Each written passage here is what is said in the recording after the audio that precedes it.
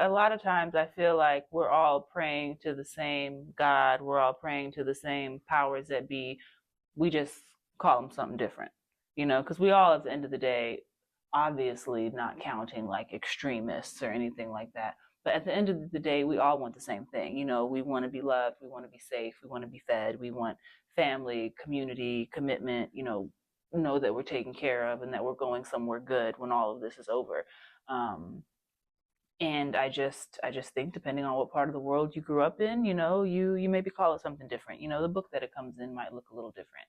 And I have peace with that. Same. And Yeah. it's very much nature versus nurture. Like, what if you grow up in a Jewish household, and what if someone gets adopted by like Muslim people, or like, and then you just are that because that's what your family is. But at the same time, in those moments of silence, in those moments of the little miracles, you feel your own connection. And I think that's my only gripe with organized religion, is that, like, I think it's kind of silly to need a conduit to get to God, since we're all of God. And I guess the book talks about there's an anointed class of people, right, who has a closer connection. I'm very new in my journey. Don't be asking me nothing about the book. Okay, now. So I only studied a little bit when I was 19, because Putting me on the spot. She's like, scriptures. Yes, in Mark. 1 second. So here's the thing: most of my family are secular Christians. We believe in God and leave it at that, right? And just try to be good people, but we're not like church-going folk, most of us. My mother's a Jehovah's Witness, which is a whole other story. But anyway, because she is a Jehovah's Witness, she was just like, if you are interested in like learning the word, and like through us, obviously, she set me up with a one-on-one Bible study when I was 19. But my heart wasn't open to receive the information, but I was actually curious, because I'm in the height of my studies. And I was like, yeah, I want to know what you guys believe, because everyone just makes fun of you for like knocking on doors. So what's up? So I did learn a lot of the basics of the Bible. Did you say that to your mom? Not in those words. Okay. I have respect for my elders.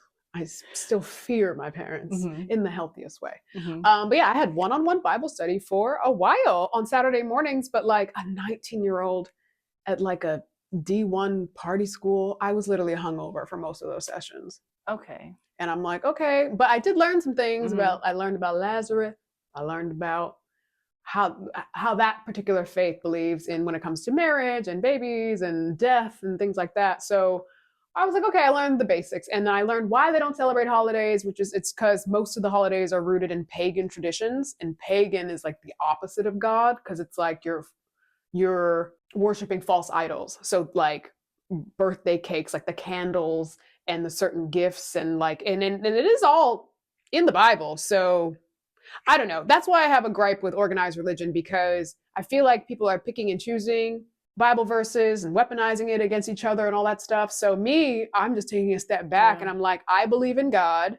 I believe in the tenets of society should be like, treat everyone well, be nice to each other, be helpful, all the things, be a good person, have good morals. And I think that's the through line across all religions. So to pick and choose churches, to pick different versions of Bibles, I'm just like, I wasn't indoctrinated to be in that, but I do believe there's a higher power and we were created. And I even believe that if you are really into the science and the Big Bang and all that stuff, well, then who created the Big Bang? Like, I'm like, okay, yeah, God was like, let me make these Sims characters, and this is how I'm gonna do it. So all the science nerds, it's like, who you think created the science? So I think there's always a level beyond that you can go. And that's where I am. I used to be really big on the whys, because I needed to feel a sense of control, and I thought that would bring me a sense of peace. And I was like, I am going to die having been no closer to the answers, and just looking back and saying, wow, I really wasted all those years of my life going why, instead of just enjoying the here and now.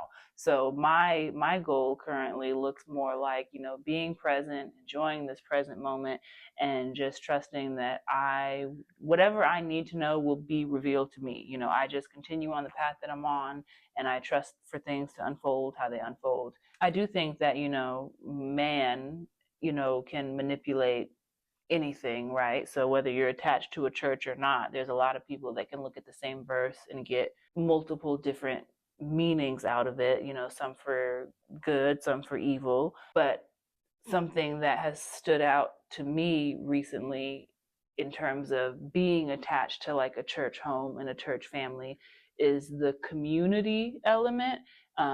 As an introvert, I don't really seek out community. I'm like, all right, well, this is my husband, this is my kids, these are my sisters, you one of my three friends, and I'm like, we Gucci. But then my mom passed away, and there was this whole church that was ready to show up for me.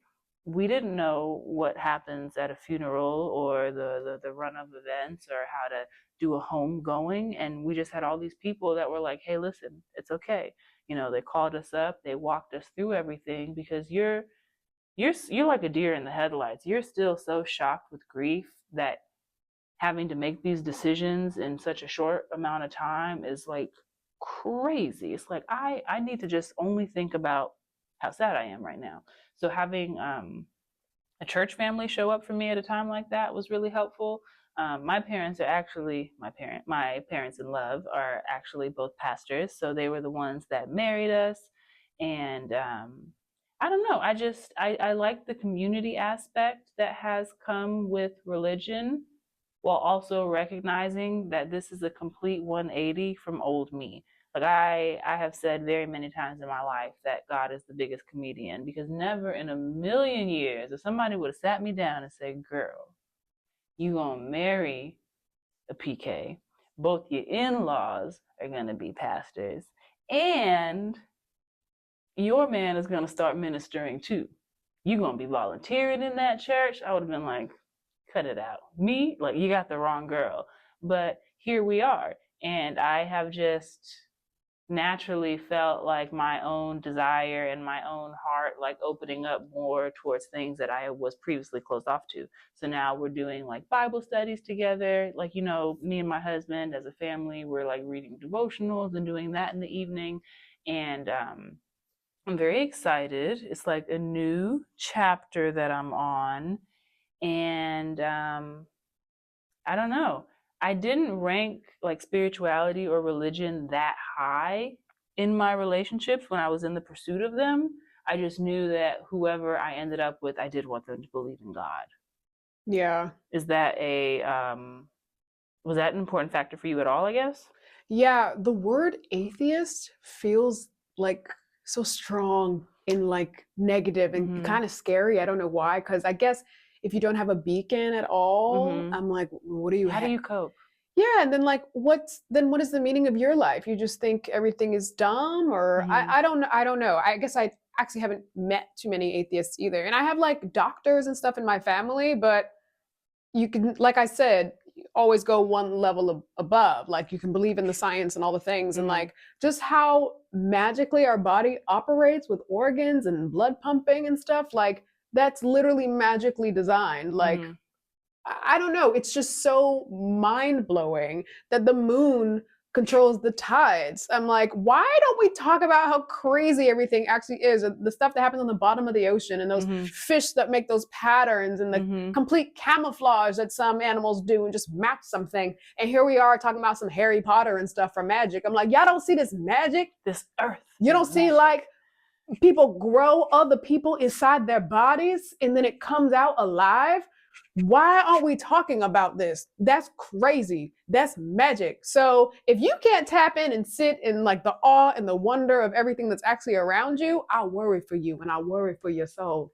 Yes. I don't think, let me say, that I could be with somebody that didn't have any beliefs, because I just would be too concerned. I know that in my earlier years, I had vices that weren't healthy that just pulled me further down the rabbit hole. My mom, one of the gifts she actually gave me in her passing is, I feel that when somebody can have a life that is going the complete opposite from what they planned, because nobody is out here thinking like, yeah, I'm gonna become terminally ill one day. That's something that can so quickly turn you off from your faith.